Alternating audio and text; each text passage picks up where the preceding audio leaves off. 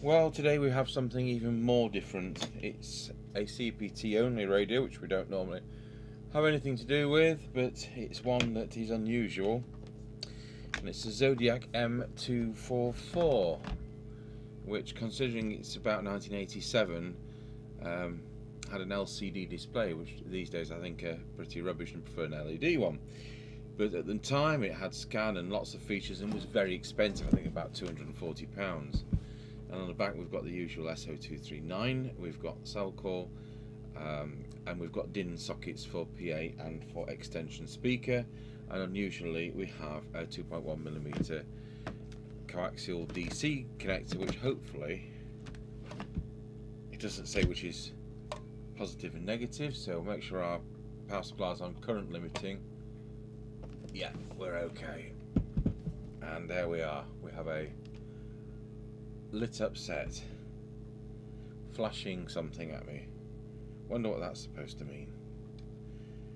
Oh, because it's got dual watch and dimmer, and we're in normal, and it's complete with this Zodiac mic. Now we also have a 144, which I think is in a box, both of which came off eBay at some point, and Mark ZX2, my good friend, kind of told me when these happened. Whoops!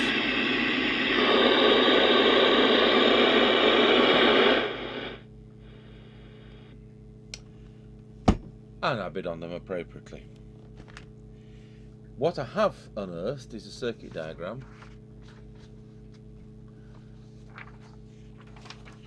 and that's there. And I didn't have a circuit diagram until an hour ago. I have searched previously, and this time it came up trumps. So I'll just pause the video whilst we open it up and see what's inside. I'm expecting something rather high quality. So having opened it up, it's pretty good. Disappointingly, it's an SRBP printed circuit board. Other than that, you'd have thought it was a business radio, and it certainly reminds me of the Tate 190 series of business radios from a similar era, which we used to affectionately known as Tate in a tin, because we've slid off the outer case in one piece, just like a Tate in a tin. So it looks like we better remove the speaker, and that's on a handy plug.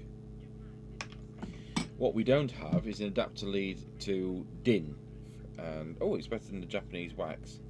So I have a printed circuit board identification of 171B.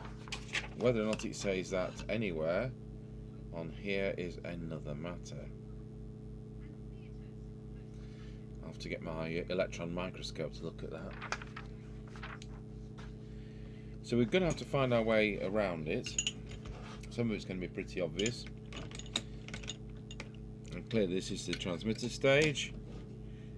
And we have an output transistor there. We have a driver transistor there. So all this is going to be to do with the transmit final. I can see a couple of crystal filters there. See a ceramic filter for 455. Reference crystal there. And what else can we see? Well, lots of logic because of the scan and things like that. And I'll just have to go and look for the other glasses so that I can tell you what the synthesizer chip is. So the synthesizer is here, and it's the Sanyo LC7131, which is what you'd expect for a CPT radio.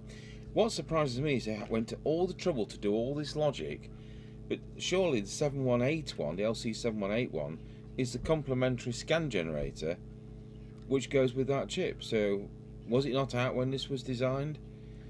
You know, you could have done it. Well, Bannerton Breakerphone had the 7181, and this should be later. So I don't know. How bizarre. So they've gone to quite a lot of trouble to do something which I don't think they need to. But this looks, you know, like it's unused. And of course there's no screwdrivering because it's such an oddball. The screwdriver experts wouldn't really, I don't expect to be able to do anything with it. So we'll power it up and we'll see what it does. And I will be back with you in a jiffy. So we power it up and I can straight away here receive and that's 0.3 of a microvolt, so there isn't anything wrong with that. And if I'll put the other camera on and you can see what the power is at the same time as me. So let's see what that says. So there's 5 watts, 3.95. Now how many sets do we get out of wherever, and it's something like it should be. Fantastic. So it works, it's fine. But we'll go through, we'll find our way through it. I was going to do that. Did you see me waft that walkie-talkie the other day? Looked like a President Randy 2, but it's a capo something or other. It's still a President Randy 2, and the instruction book says it's a President Randy 2, and the certification of conformability says so. But anyway, it's a capo something or other, and I said to Mr. Chippy, I ought to do that walkie-talkie tomorrow. And he says, let's do walkie-talkie Wednesday. So I said, does that mean we're going to do fixed base Friday and mobile Monday? I think that's what we're doing. Okay. So I've had a look at the circuits, I've had a look at the layout, and we can come to a conclusion on quite a lot of it. Disappointingly,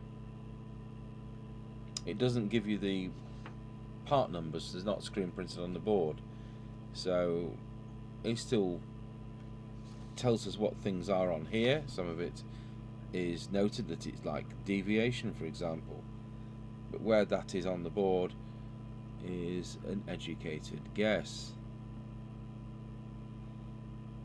What's VR1? NRC? No idea. It does have auto squelch as well. So we'll go through it pretty blindly. So clearly that's the VCO coil, and that's going to be the frequency trimmer. We'll come back to the frequency trimmer because at the moment I've got the power meter on the camera 2 position. So let's see what we can do. And I suspect that that variable resistor there is going to be the power meter, which at the moment when you key it up says about 4.3. Now I'm not sure whether this is the first coil for the transmitter or whether these are. So we're going to start with those and let's see whether we can get that 0.9 of a watt extra out of it, and whether we can find my other pair of glasses.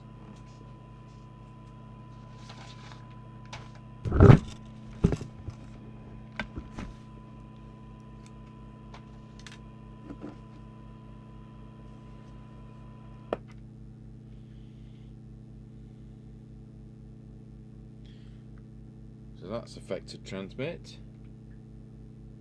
That's affected transmit. That's affected transmit.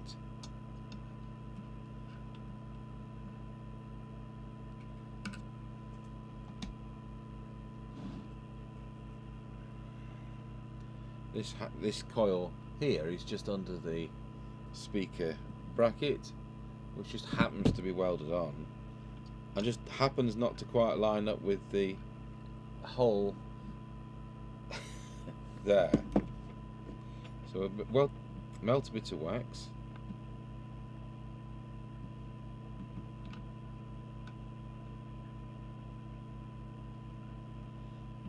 Well, this is a higher temperature melting point than usual. There we go.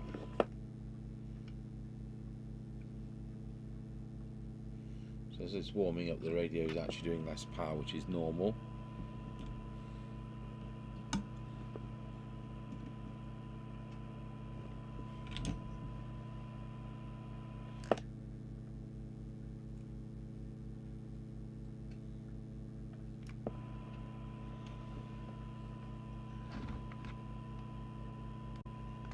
So I've been that over and over, and it's now doing 3.9 when it's warm. And that is transmit as well, so there we go. That's as good as we're going to get it.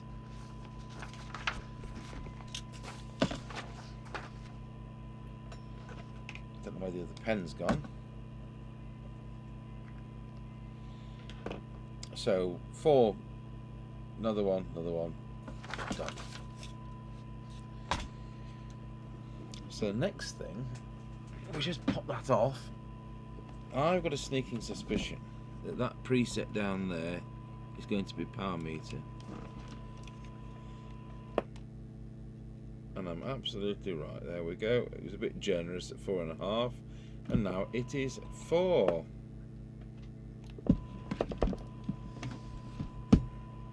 So now we'll look at deviation.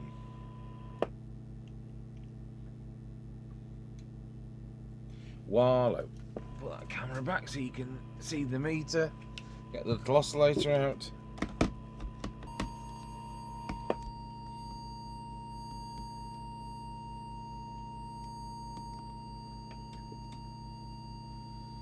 .2.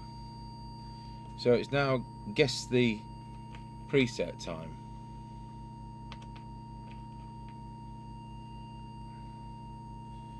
Guess number 1 is that one. No, I'm wrong.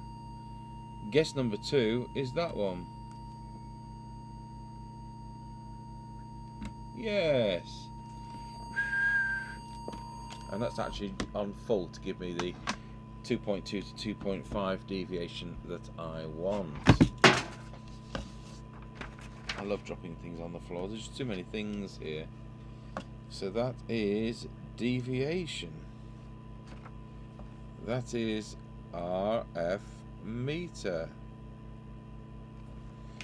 So we'll pop camera 3 on and we'll see frequency. So I'll key that up and it should be 27205. 2720497. How close is that? So that will be the variable capacitor there, and unless I'm very much mistaken. I'll just adjust the tool because the insert needs pulling out a bit. It's rather funny profile.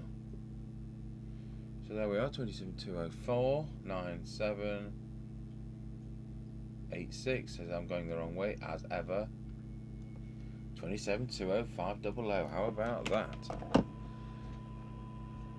So we'll make a note.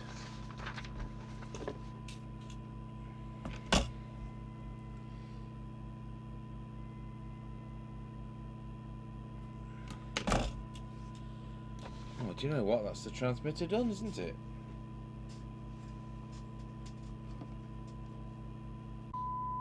So with 100 microvolts, which is S9 input, and a wiggling display for some reason, I guess that the detector is the coil just there under that bit of chassis and wiring. Let's try and get the tool in square so we don't damage it. I'm right. I don't know why I've got a running display.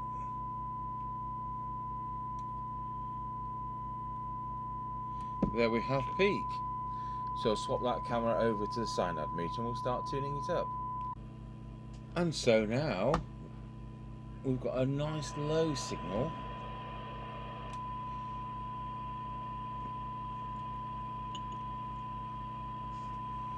And I want that to be about 4 decibels ish so we can tune it. That is 0.2 of a microvolt. So we're going to start with that coil.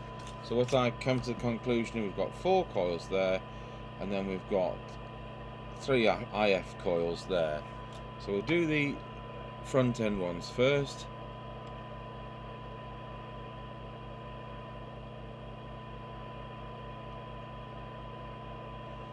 That's fine.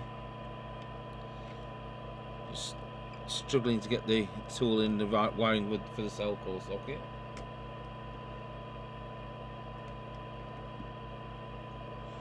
Doesn't feel too good, we'll come back to that.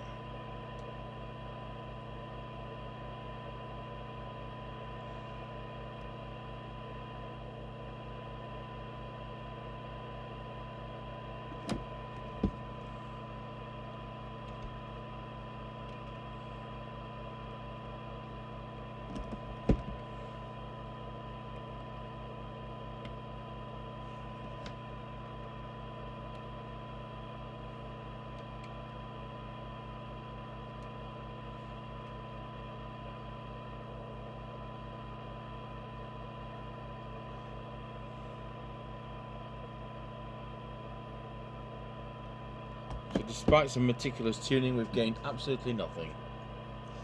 So we'll now look at these IF ones. If we weren't using a cyanide meter, we'd have to use 455 kilohertz, but that's the beauty of having the cyanide meter. Oh look, that's got an improvement. So we'll pop down the attenuator a fraction, go on a different scale. You always keep your signal as low as possible.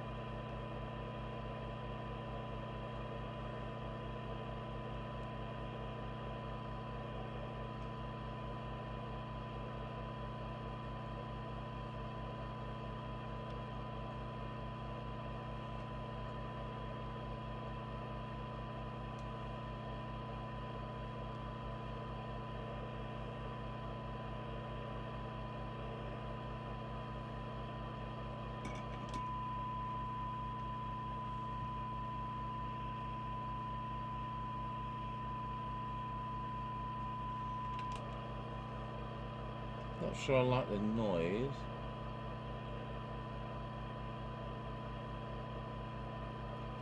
Pop down that attenuator a bit more.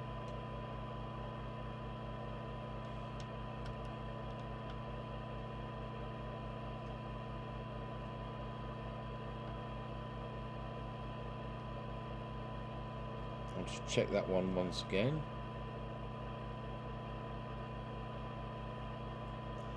I think that's as good as we're going to get it.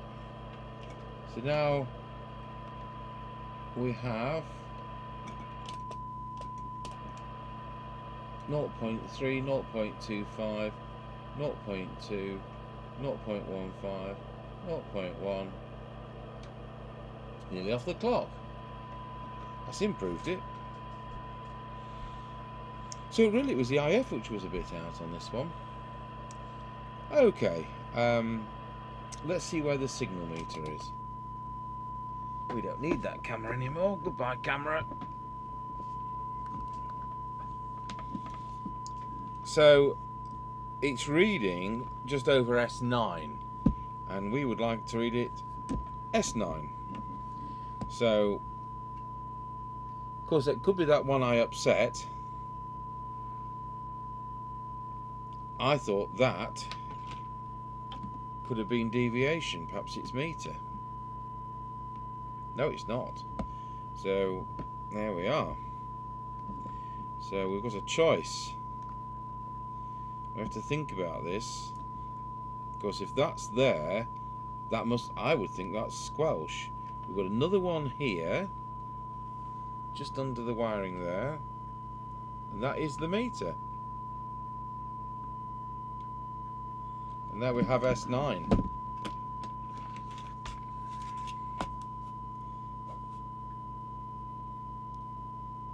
S meter.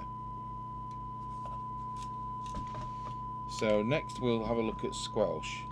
So we'll turn the signal generator down to nothing and turn it off. Set the squelch to threshold, switch the signal generator back on. That needs quite something to open it up. So we'll see whether it's this preset that I've upset. No, it's not. That only leaves us with one other, I'm sure, unless there's a hidden one. And that other one is right down at the front.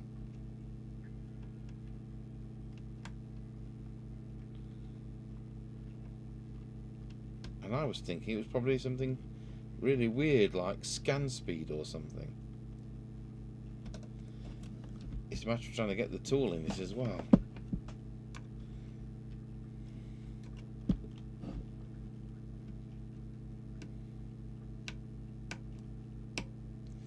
Well, it certainly isn't squelch. So let's have a think. Are there any other presets, or is it kind of preset the way it is?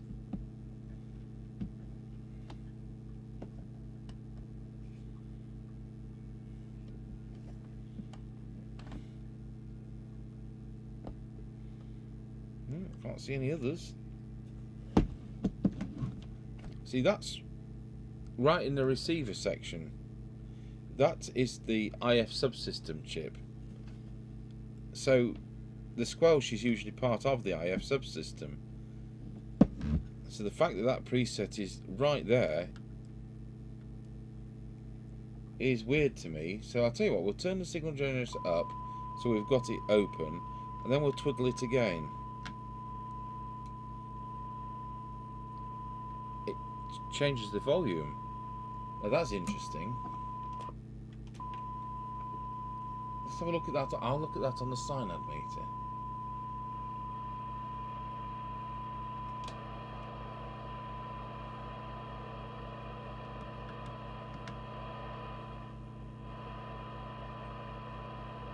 It's kind of IF gain, that.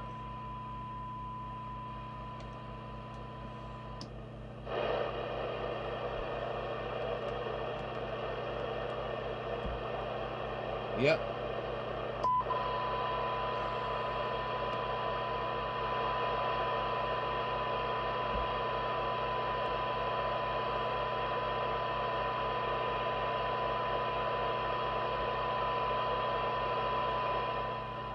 So I'll put that down as IF gain because that's what I believe it is. On the television set, IF gain would be contrast.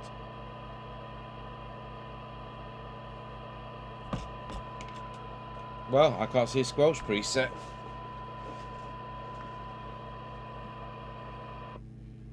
So we'll set the squelch. We'll turn the signal generator off. Squelch to threshold. Signal generator on. 1 microvolt it's coming in at. Squelch to full. Comes in just over 300 microvolts, so about plus 10. And just again, I will just check that that's got nothing to do with the squelch. No, it hasn't. So well, let's look at auto squelch. So once again, we'll turn that down and we'll switch it into auto position. And let's see when the squelch comes in. That was a bad plan. Try again. Comes in at 10 microvolts. Let's try it on the fine tune range.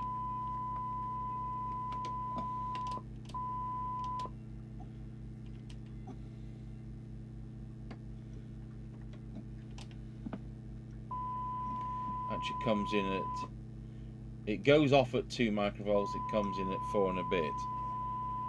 So I'm going to have that right on the threshold and once again check that preset. Nope. Well, auto squelch is fine, but that isn't the adjustment for it. So I'll tell you what we're going to do. We'll put it on scan. So I just wonder if that's scan speed.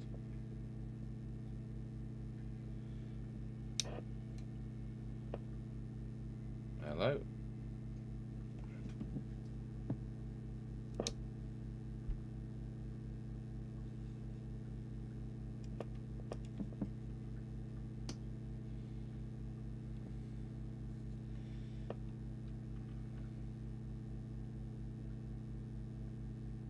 That's interesting. Whilst it's scanning, the display is extinguished. So we'll pop the signal generator on.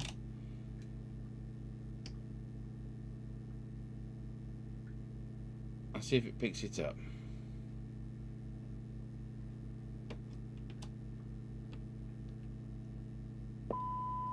And it does. What a weird scan. So I still wonder whether this is something to do with the scan generator.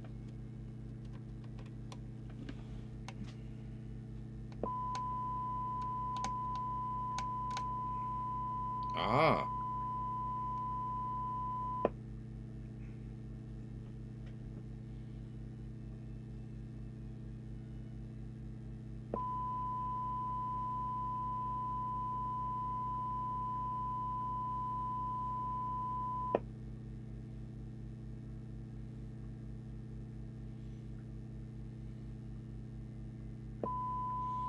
So it waits so many seconds and resumes. Let's put it in manual.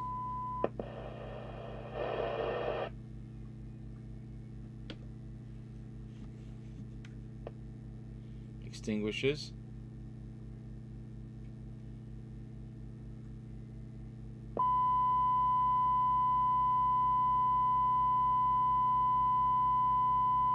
So when it's in manual, oh no, it does a time and then it disappears. So is this the time thing?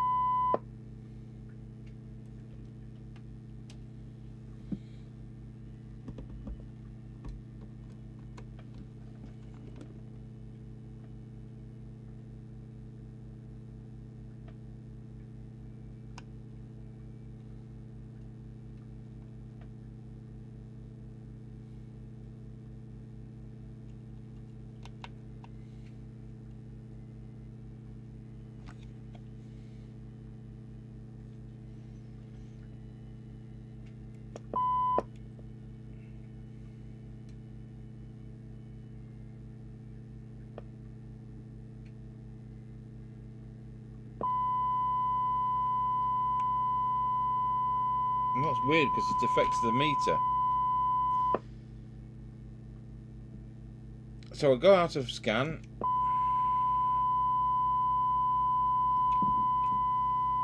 So does that affect the meter when it's not in scan? And the answer is yes, it does. And yet the other one, which we thought was the ice meter, affects the meter. So there you are. I don't know. So I'll put that down as S meter as well. I'm going to go back to transmit and make sure that we've still got the meter reading 4. And yes, the meter reads 4.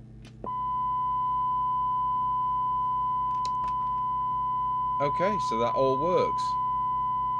Some bizarre operating logic there. I could have done with an instruction book.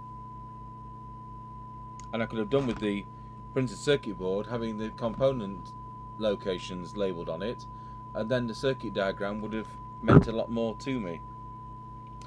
So what we'll do, we'll pop the lid on that because it's all done. It's working very well. And we'll put it on an aerial. Now in this area I usually have S5 of junk on CEPT, so we don't find it very usable. But nevertheless I will just put it on the aerial, and we'll probably have S5 of foreign noise. Okay, so there we are with it, with its lids on. It helps if I plug the power in. And it's now on the aerial. So we'll take it out of scan.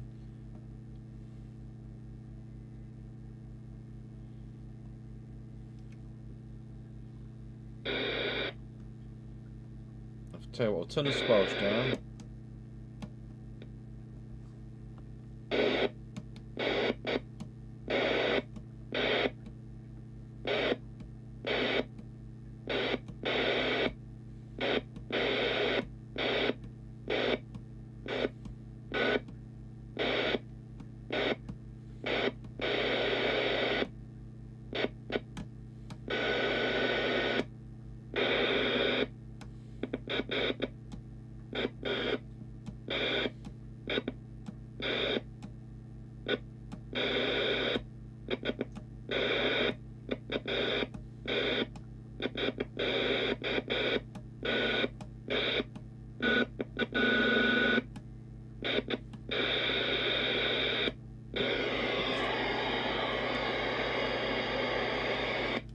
1919 Roger.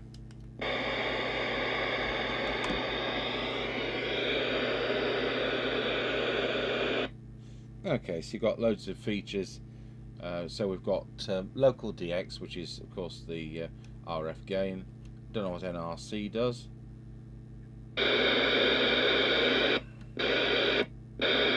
No idea. PA, of course. Dimmer or bright. Dual watch and scan. And then you've got channel 9 priority. And channel 40, don't know whether it can be altered. No. Why would you have channel 40 as priority? I don't know. It's one of these things, you know, you'd need the instructions for. So we're on normal. We're not on dual watch.